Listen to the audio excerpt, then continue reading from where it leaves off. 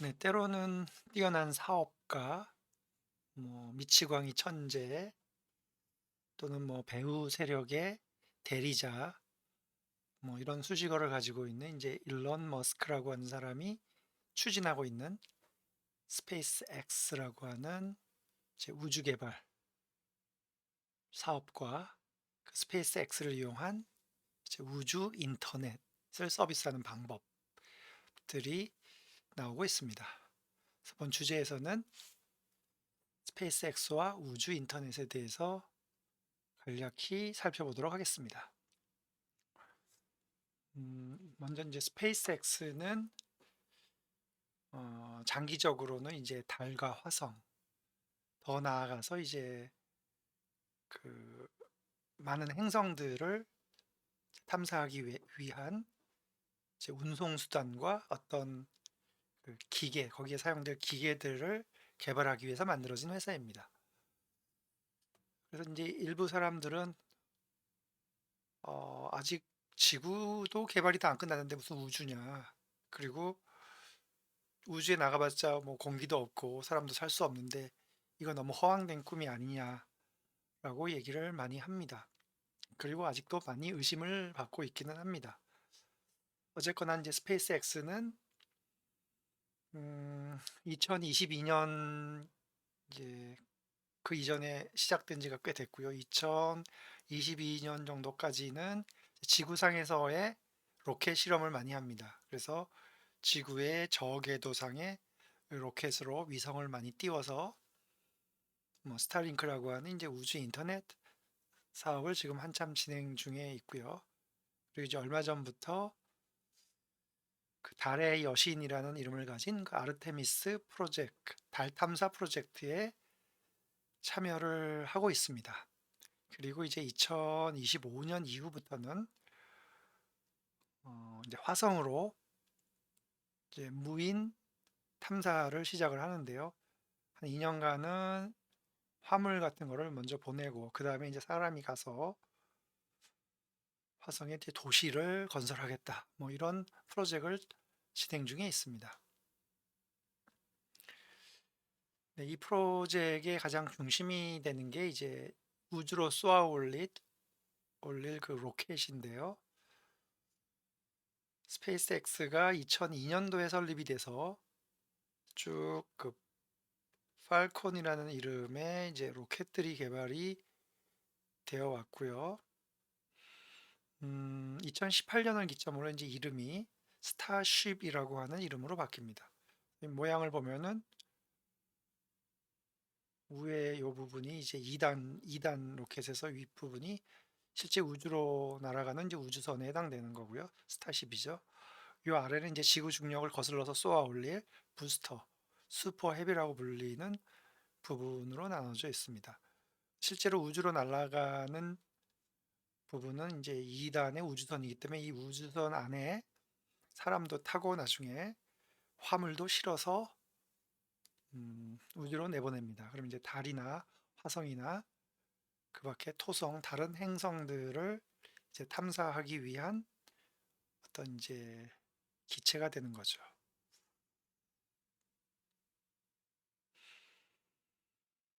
아직 건설은 안 돼 있지만 이제 달 기지에 음, 스타쉽, 예, 스페이스 X의 이제 2단 우주선인 이제 스타쉽이 착륙하는 이제 일종의 이제 상상도를 나타낸 그림이죠.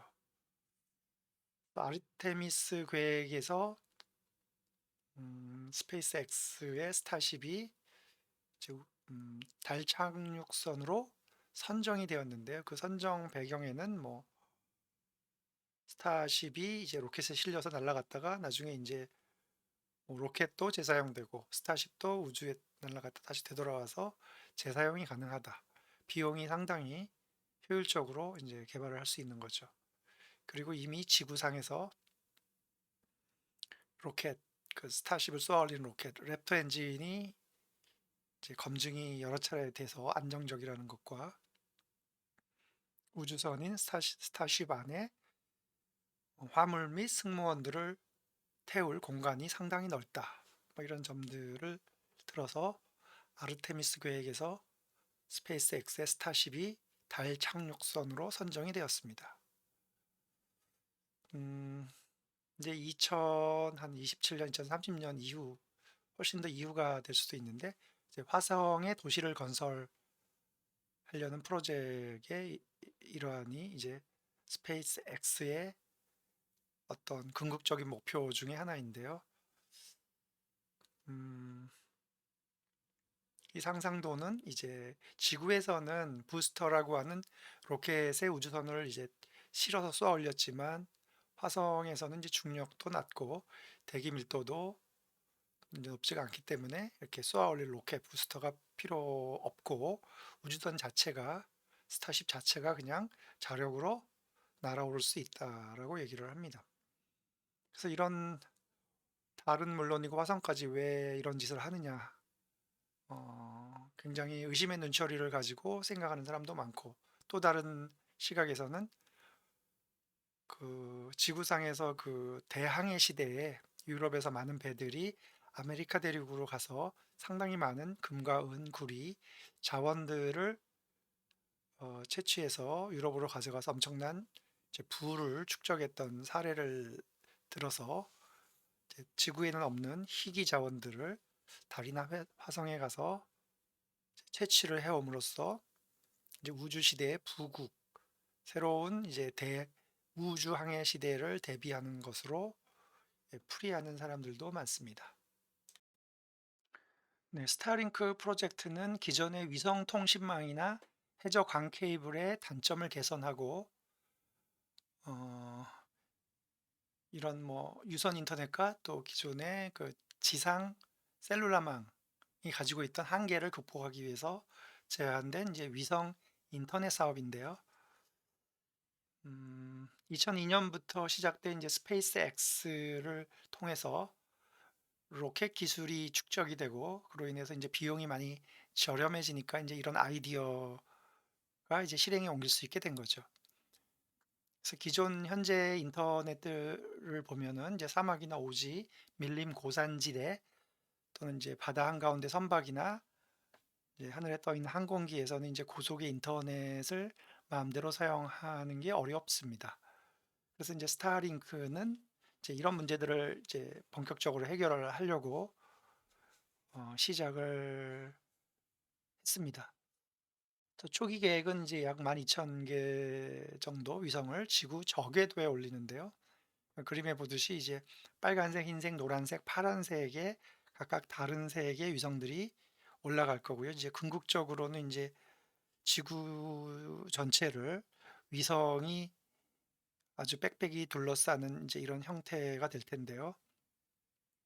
이 아이디어에 대해서 찬성하는 사람들도 있지만 이제 반대하는 사람들도 상당히 많습니다.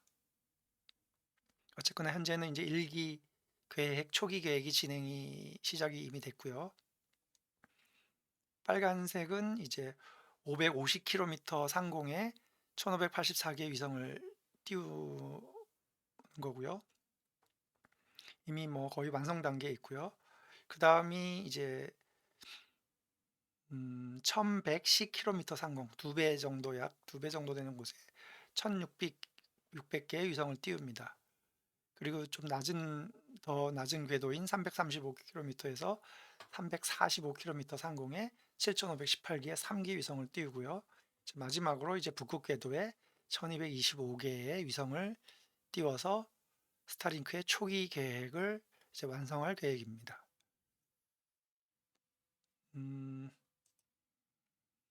이제 이런 게 가능한 이유는 뭐 올해 15년 이상 오랫동안 축적된 로켓 기술 때문에, 이제 즉 스페이스 X로부터 축적된 기술을 가지고 스타링크라고 하는 서비스를 구상할 수 있게 된 거죠. 그 대표적으로 이제 로켓의 재사용 기술인데요.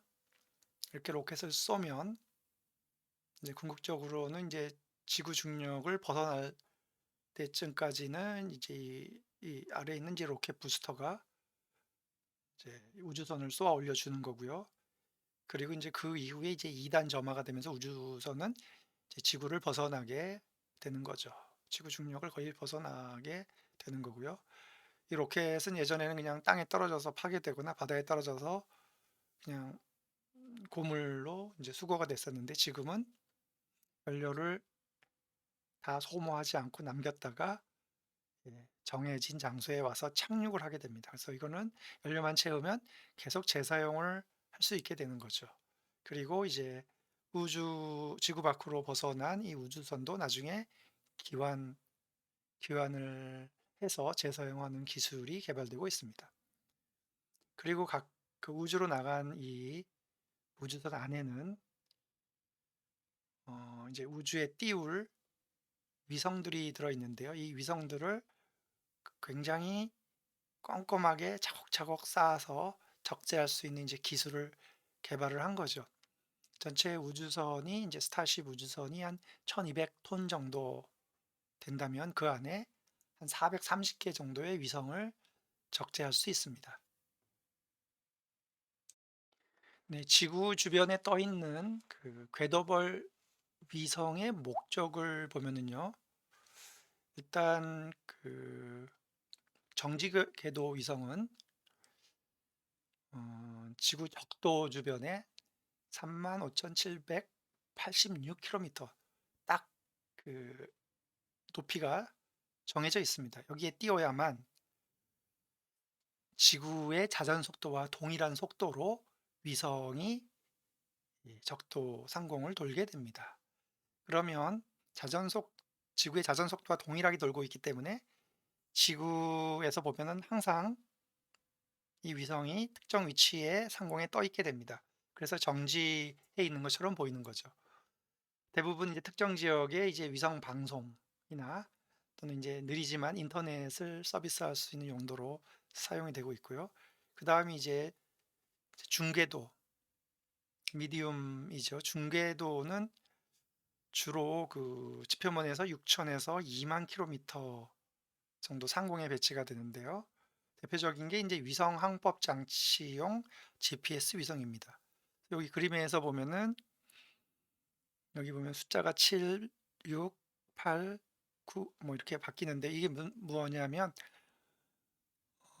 지구의 어떤 지역에서도 동시에 최소 3개 이상의 위성이 직접 관측이 된다는 얘기죠. 그 얘기는 최소 3개 이상의 위성으로부터 신호를 받을 수 있으면 특정 지점에서 그 신호 차이를 이용해서 삼각 측량으로 위도, 경도, 고도, 좌표를 읽어낼 수 있습니다. 지구상에서. 그래서 이제 그게 GPS 위성 항법 장치용 위성이 되는 거고요. 물론 이제 그 원자 시계로부터 이제 아주 정밀한 시계도 읽어드립니다.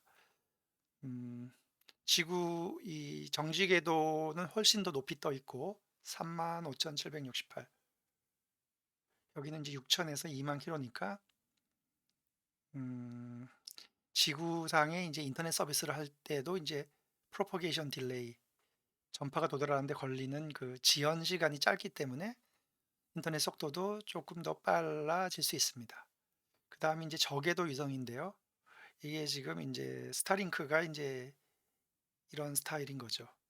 지표면에서부터 500에서 이제 1,500km 사이, 아주 더 낮은 저궤도입니다.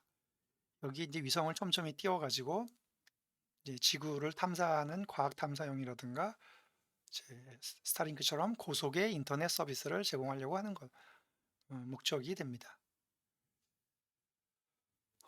이렇게 궤도 주기를 보면은 이제 바깥에 있는 게 이제 정지궤도 위성이고요. 그다음에 여기 중궤도, 그다음에 저궤도가 되죠, 안에 있는 게. 그래서 저궤도 위성은 지구와의 그 전파를 통해서 메시지를 보낼 때 그 지연 시간이 20에서 25 밀리세컨드 정도입니다. 그리고 궤도 주기는 2시간마다 지구를 한 바퀴 돕니다. 그 얘기는 이제 지구는 24시간마다 자전을 하는데 이 위성은 2시간마다 지구를 한 바퀴 도니까 하루 중에서 12번을 동일한 장소를 지나가게 되는 거죠. 위성들이 떨어지지 않으려면 지구에 가깝게 있기 때문에 중력을 더 많이 받고 떨어지지 않으려면 더 빨리빨리 돌아야 됩니다. 그런 식이고요. 그래서 이제 이 시간이 굉장히 이렇게 지연 시간이 짧기 때문에 지상에서 인터넷 서비스하는 거와 못지않게 속도가 상당히 빠릅니다. 그래서 스타링크 위성은 이렇게 적게도 여기 마일로 표시됐지만 인제 약 550 킬로미터 상공입니다. 341 마일 정도 저궤도 위성이 되고요. 지구에 더 가깝기 때문에 지구에 있는 이제 통신 장비들과 더 빨리 통신으로 연결이 되지만 지구에 가깝게 있기 때문에 전파가 도달하는 범위, 커버하는 범위는 좁아집니다.